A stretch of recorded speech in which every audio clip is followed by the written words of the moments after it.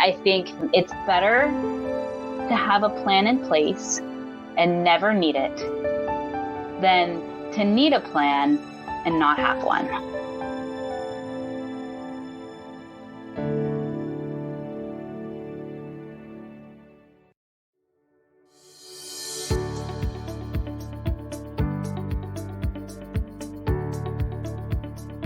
Welcome to the third episode of Aging Choices Unfiltered. I'm so excited to launch this new podcast about care options for older adults. My name is Terry Sullivan, the co-founder of Aging Choices, and I'm joined by my fellow co-founder, Brenda Lamone.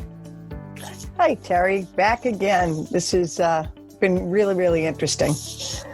A lot of fun. On today's show, we're going to take a deeper look at the decision between staying at home and finding support and care, or transitioning to a senior living community. Brenda, as you know, my grandmother chose a senior living community because she was super social. I mean, she loved her clubs, bridge clubs, all of those things, garden clubs. And she also knew other people that lived in this community. And that's why she chose community-based. But the main reason why she chose to go with community-based care was because she lived alone. And she was afraid that if something happened, she wouldn't have somebody there to help her. Brenda, do you know why your mom and dad chose community-based care versus home care, or did they consider both? Really, they considered community living first because the house was getting too much for my dad. But as you know from our past stories, once they were in independent living, that's when we had to make the decision whether to move my dad to memory care or have home care come in to the apartment in independent living, which I think is interesting because when you think of home care as an alternative, sometimes you're in a communal living, but you're still getting home care. So I'm sure our guest, which I'm really excited about, Michelle can probably expand on that a little bit for us. It totally makes sense. So we're really excited to welcome Michelle Woodbrey, co-founder and CEO of Two Sisters, a compelling business name, Two Sisters Senior Living Advisors, based in Braintree, Massachusetts. So Michelle, it would be great if you could tell our audience about Two Sisters Senior Living Advisors and maybe some of your background. I understand that your parents were in the skilled nursing or nursing home business. It would be really great to hear a little bit about you and a little bit about Two Sisters. Hi. Yeah, thank you. Thanks for having me. And I'm happy to talk about my business. It's actually my favorite topic. So as you mentioned, I did have an interesting upbringing, and my dad was a nursing home administrator. And my mom was a geriatric physical therapist. And that's actually how they met. And he was her first boss. Ultimately, I never went to daycare as a child. I got the opportunity to go to work with my parents, mostly my mom. And so she, as the physical therapist, would work with people and helping them do rehab. And I got to spend a lot of time with her.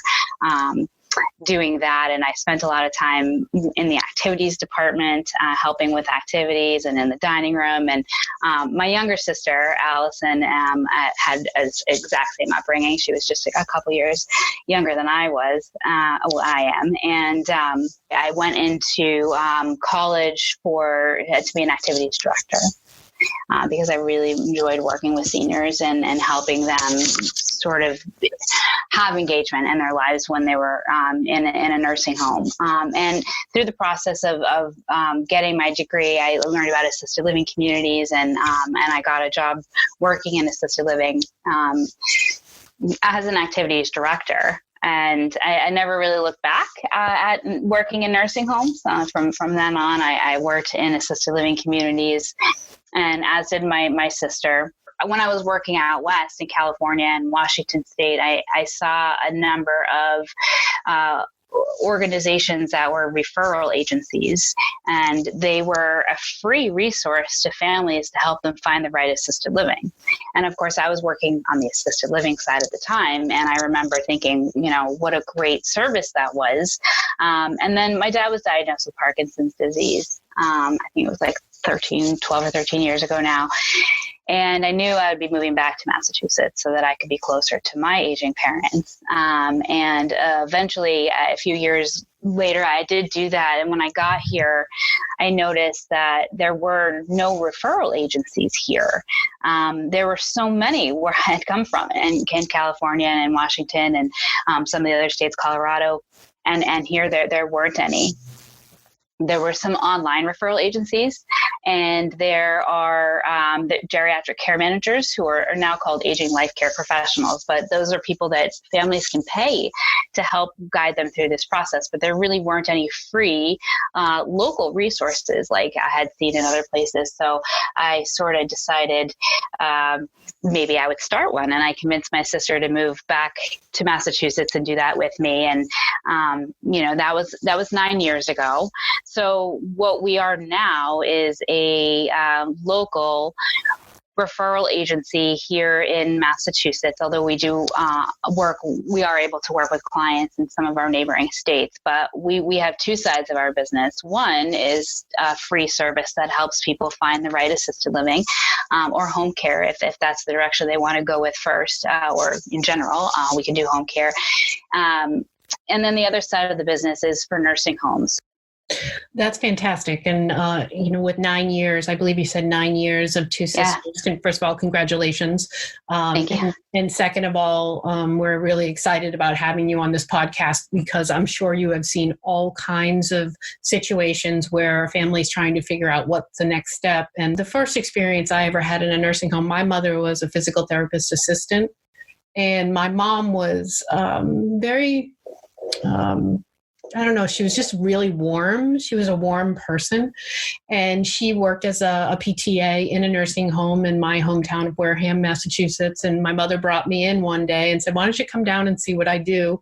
And this was while I was in college. And she walked me around and she introduced me to all her patients. And, I don't know if this is allowed anymore, but my mom went into this man's room and she literally crawled up into the bed next to him, and she was touching his hand and he started to cry. And when I left, it's going to bring me to tears. She said, the elderly or older adults, don't get touched. And often it's medically based. So she was very aware of that. So that was my first impression of my mom working with a nursing home patient. So very, it really hits home. So having that experience as a young child, for you, I can't imagine the compassion, that you learned from that. Yeah, it was wonderful. The topic today is, how do we help families, either the older adult themselves or even a spouse, make a decision on, whether home care is the next option for them or is community-based living like independent living or assisted living better, based on their needs. So, what approach do you use with clients, that are looking at the pros and cons at staying at home or transitioning into senior living? How do you approach that? How do you start the conversation? Well, I guess it depends. Is it the senior themselves or is it the adult child? I guess I should ask that. And well, one of the things with aging choices that we're really aware of is we don't want to leave the older adult out of the conversation. So whether, I am an older adult looking at what the next steps are like my grandmother was, or whether I'm an adult daughter who's looking to help my mom, I think there are certain elements that you think about. For example, with my grandmother in particular, she was very social, and being home alone, didn't work for her. But she was also nervous about her safety and not having anybody to lean on in the case that something did happen. But there might be other people out there who would never be happy in a community-based environment. And we hear of move-out rates all the time. So I think it's just more a conversation of, what are the benefits of each and what are the downsides of each, right? Well, I think what we do is we look at, there are 4 primary factors that we take a look at when we have a conversation with someone, and we try to deduce and they don't always know. So we have to listen for maybe what they aren't saying, and then help them get there. But we look at what somebody's care needs are now, and presumably that's why they're calling. We do have some people who are truly independent, but they're still calling because they want to look ahead to the future and plan for something and downsize. So we can't necessarily put a lot of weight in care needs in those circumstances, but most of the time somebody is on the verge of needing some assistance or already needing some assistance. And we can anticipate with certain diagnoses that their care needs might go in a certain direction, but we don't have a crystal ball. And I'm not a nurse or a social worker, but having done this for so long, I know that if somebody does have a diagnosis of Alzheimer's, for example, then they should plan ahead for what they might need if and when the time comes where they are unsafe to be on their own because they're wandering or because they are lacking safety awareness around things like the oven or the stairs. But we look at what their care needs are now and what they might be in the future. We look at what somebody's budget is, and we look at the different factors. I'm not a financial planner, and I don't want to necessarily dig into anybody's financial paperwork, but we ask for people to give us a sense of what they have in assets. Do they own the home, and is the home in a trust or otherwise protected from mass health, and whose name is that, and what is the intention? Because some people have their home in a trust, but the intention is to use the money on the sale of the home for their care, and other people, their intention is to use the money either to keep the home in the family or to use the money from the sale of the home to pass along to their next of kin, to their kids and their grandkids. So we have to find out what the intention is, not just whether the money is there or not. And then is there anything else in savings or retirement? And is the person or people we're speaking about veterans? Because there is money from the VA for wartime veterans or their spouses that pays towards the cost of home care or assisted living.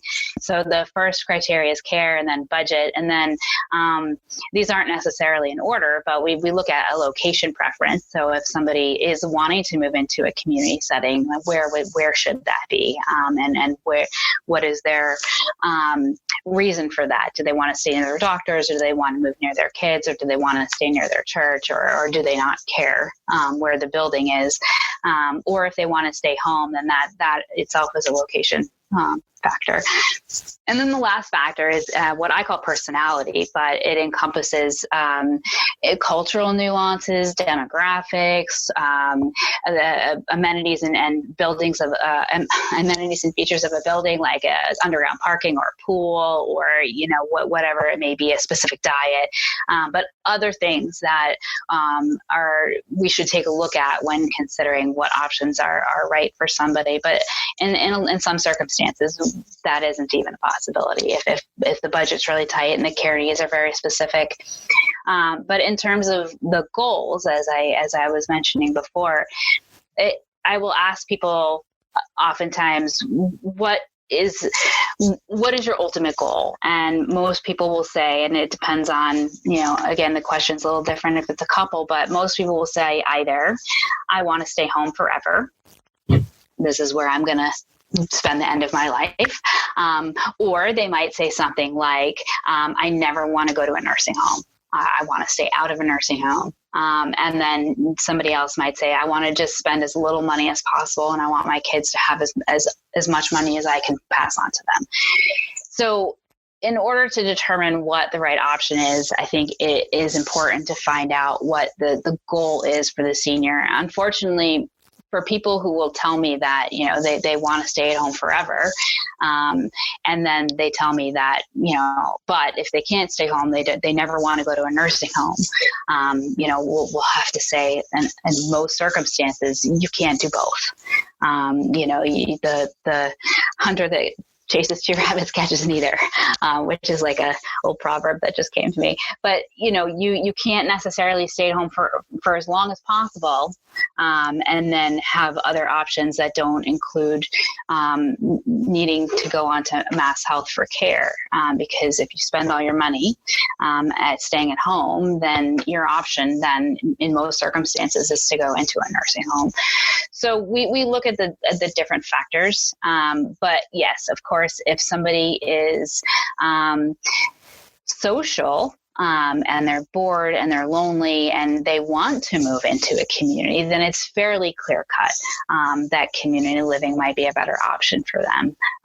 But even so, most seniors can't picture what that is going to be like.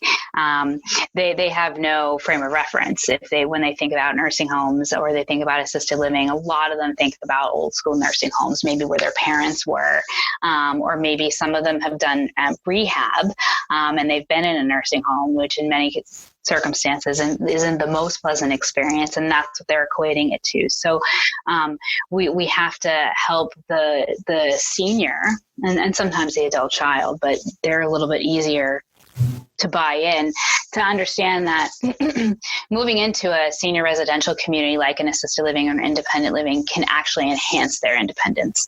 And one of the biggest things that I hear with regard to that is when people they wanted to stay home. And so we helped put home care in place. And it worked for a little while and everything was fine. But then as they needed to increase services, people expressed feeling a lack of privacy. I don't know exactly how to describe it, but they didn't like having someone in their home all the time.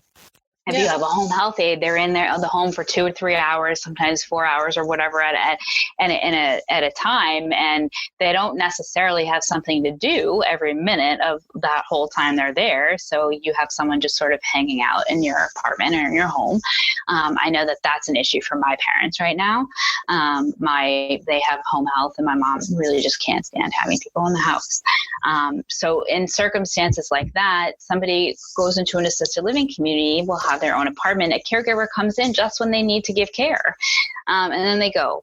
And there are activities and meals, and there are times when you're not alone, but there is actually more privacy for people who need a lot of care in a community setting than there is at home in most circumstances. Yeah, that's really interesting. I mean, there's a lot there, right? There's a lot to think about. And I like the way you break it into the 3 or 4 different goals. And maybe for our listeners, that might be a way to look at it. Maybe we look at the personality piece first, which is, how you determine whether staying in their home and getting some services in. I mean, you touched upon a few of them. You touched upon privacy and not wanting to have someone in your home in the home. I completely understand that, right? If you have a home that doesn't have a side apartment or enough space, you could feel like somebody is infringing on your space. Totally makes sense. Just thinking about that. But why don't we break it down for the listeners and maybe those 3 different goals that you have, and we can start with the personality, and you touched on it a little bit. Is what are the type of customers that you see that do find that home care is better for them versus assisted living, or vice versa? Well, I think that I would say the majority of people want to stay home and want home care, at least to begin with. Why do you think that is? What is it? Is it not understanding? I touched upon it earlier, and I read something at some point that I wish I could quote, but something about the human mind doesn't have the capacity to anticipate the good. Like we can't wrap our head around how things are going to be better on something that we haven't experienced. If you were to try to explain, if you had a high school student who had never heard the concept of college before, and you tried to explain to them what college was, and left out that there would be partying, but you're going to study, you're going to live at your school, and you're going to study, and it isn't necessarily something that they would be like, oh, well, that sounds really exciting. It's hard to anticipate that, and change is hard in general. So I think that especially as people get older and more set in their ways, and mobility is harder, and the idea of uprooting and moving, especially to a unknown environment like a community setting where there's other people. There's a lot of social anxiety. When I was in college, they, as a freshman, put me in a studio, which most people would, and I was very excited about, but I was a very introverted, I was very shy and very introverted. And it's taken me, a number of years to come out of that shell, but I ate out of the vending machine for a couple of weeks it took me before I got up enough courage to go to the dining room or the cafeteria or whatever it was called at the time. And I know that when seniors move into a community, the idea of, for many of them, going to eat in the dining room for the first time itself is so overwhelming. And that's just one tiny little piece. But giving up and the downsizing too, assisted living apartments and independent living apartments too are a little bit bigger, but they're small. It's not about the apartment itself. It's not about how much feet are in the space, because for most people, they're not in their apartments all that much. And that's not necessarily, it's people aren't moving into those communities because they want to make a change in real estate. They're moving into these communities because they want to make a change in a lifestyle. And some of them don't know that yet, and that's why I asked the question in the beginning, if you could clarify, because I think that if we're working with somebody's adult daughter, then, working with them to help their parents see that this is an opportunity, that this is something that it doesn't have to be bad or hard, and it's not because they're failing at something or because of a lack, but in many circumstances it's a get to. It is something that we work on. If a senior is calling us, then oftentimes they're already aware. And that they need to make the move, and they're being proactive, or they're calling for a spouse. And if that's the case, the spouse typically is not able to contribute to the decision making because they have dementia or something like that. So it really depends on who we're talking to. I think that although personality is extremely important, and I think that with regard to what people should look at first, I think that finances honestly should drive the conversation to begin with versus, what's the right fit for somebody personally, because they may want to stay home. And like I said, many people do. Change is hard. The unknown is hard. And they can't anticipate how good things could possibly be if they move into a community setting. But if we look at personality and what somebody wants first, and not take into consideration the finances, then some it could be to the detriment of what their goal is. So if somebody's goal is to stay out of a nursing home, then truly looking at an assisted living sooner rather than later, if they have care needs, is going to stretch their money out longer. Then everybody there's a tipping point for their finances, and if they have a financial planner, that's who should help them figure out what that is. We can do it on a very, very basic level, but we're not taking into consideration, many factors. We're just looking at the cost of care and daily living expenses versus that in assisted living. But for a lot of people, it's, when somebody needs 4 hours or more of care per day, that often is what an assisted living costs. Again, it varies. That's an interesting correlation. Yeah, I mean, if you look at home care as and my math, it depends on where you're living. But if you look at it being approximately $25 an hour, and I do 25 versus 30 because it's easier math, and you have 4 hours a day, that's $100 a day. And without a lot of care services, there are communities that start, around independent living communities that start around that price. But when you take into consideration the cost of homeowners insurance and real estate taxes and food costs and utilities and then you add in the cost of care, and the time of coordinating that care for if there's a family member that's doing that. All of those things, when you look at the expense compared to what is included in an assisted living, it's usually around 4 to 6 hours per day of home care. If somebody needs more care than that, then it's sooner than that. You can get a lot more care in assisted living for the same amount of money that you would have to have with home care, just because of the way that they have to staff it. You can't. It's expensive to have home care come in for like an hour, for example. It's only some companies do it, and it's more expensive for that 1 hour than it would be for you to have 2 or 3 hours at the hourly rate. Yeah, that makes total sense. So there's really a lot to weigh out. There's a lot to think about. We talked about the escalating care needs as we get older. How much care will we need, total number of hours if it's in our home. You talked a little bit about the stress of moving, which I think is a big thing. And then also the cost. What if we address some of those issues individually? For example, if we talk about, and you address the cost piece nicely, right? There may be a certain amount of hours that you need that then may make sense to be more, because you get other value with assisted living versus at home care. As far as the relocation piece of it, I know, after just going through my own home after living in it for 15 or 20 years, that you tend to amass a lot of things. What kind of services do you see out there for older adults or their families in trying to make that decision? People may not know that there are options out there that can support them. Do you want to talk just a little bit about that and what you see with your customers?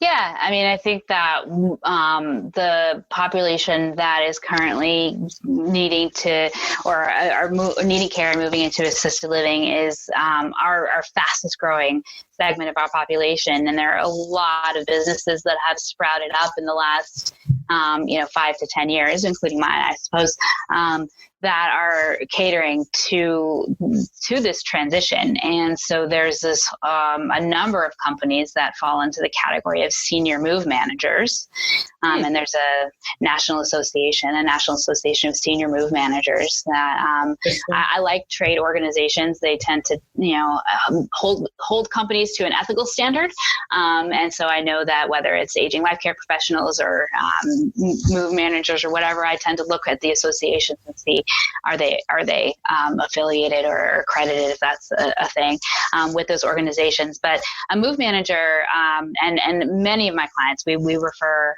to move managers all the time, will come in and they can do as little or as much as you want them to do. They typically operate on an hourly rate, and it's not astronomical, but they'll sit with you and figure out, and it's a good thing they do this, because this is just, there's certain people that are cut out for that, and I'm not one of them, but that will sit and help you go through all your stuff and figure out, like, what do you really need to keep, what's going to fit in your new apartment, and if you're not going to keep it, then what do your kids want, and what are you going to pass down? And if your kids and your family don't want it, then what is there anything of value that they bring it to the auction house or on consignment or on eBay, or should they have an estate sale? And then what is junk, and then what should be donated? And they just sort through all of the stuff, and they do it with you and for you. If you want to, you can be part of it. If not, you can, like with my parents, I wasn't any part of it. just do it. And then they will pack everything up, and then they will meet the moving company on the other end. And they often work with moving companies, but they aren't the ones that load the boxes onto the truck. So they're not there would be a separate moving company. And then they meet the moving company on the other end and unpack. And I think that there's a huge amount of value in that, because I know that in the times in my life when I've moved, like the worst is like after you get and you have all these boxes, and some of the boxes are open and you're digging through things. And if the senior is making a transition like this in life, and especially if they have some diminished capacity, then having a company that will unpack everything, put the clothes in the drawers, make the bed, put the toothbrush in the toothbrush holder, hang the pictures, so that when a lot of times with my clients, will recommend that on move day, they go, their loved one will take them out to a restaurant or go shopping or something, of course, pre-pandemic times, and then come back to the apartment, and everything would be set up for them, that's really great to know that there are people out there that can help, and that advisors can help connect them with those people. And do you ever find yourself, for those that do want to stay at home, connecting them to resources to help them update their home, whether it be with ramps or grab bars or railings? For those people that want to stay at home, there are ways to kind of retrofit their home to make it more safe for them. Is that correct? Yeah. And I think part of the conversation with, staying at home is looking at all of the logistics involved in doing that successfully. So it's not just, the care piece, but, the meal preparation and housekeeping, and, is the home, does the home need to have any modifications in the bathroom or stair lifts? And so for many of our clients will recommend a VNA assessment. Most people qualify for a free in-home safety evaluation through and that's the Visiting Nurses Association, correct? Yeah, through a Visiting Nurse Association, and they can send somebody in. I think you need a doctor's note, but they send somebody in, and they'll take a look at the home and make recommendations. The first thing they're going to say is, if you have an area rug or get rid of your area rugs. But they'll make other recommendations, like things you might want to think about in advance of the need with regard to grab bars and bathrooms and whatnot. I do recommend that before people make or spend a lot of money and put a lot of work into their home, that they consider the other factors involved. I've had a number of clients put a good amount of money into retrofitting their home, and then their loved one needs 4 or 5 hours of care per day, and less than a year later they're out of money to pay for the home care, and they're calling to find out what resources are available to help keep them in the home, and there is not. I mean, there's nothing that's going to keep them safe enough at home, because they don't have the ability to pay for that care, and so they inevitably had to move out. And there's a government loan program that's available to on a lot of some of the home modification stuff can be done for free. They put I think it's like it works through having a lien on the house. So when the house is eventually sold, that loan is paid off. Interesting. But yeah, there are a number of programs available. Is that a state or a federal program? Do you know? I don't know. I know it's here in Massachusetts.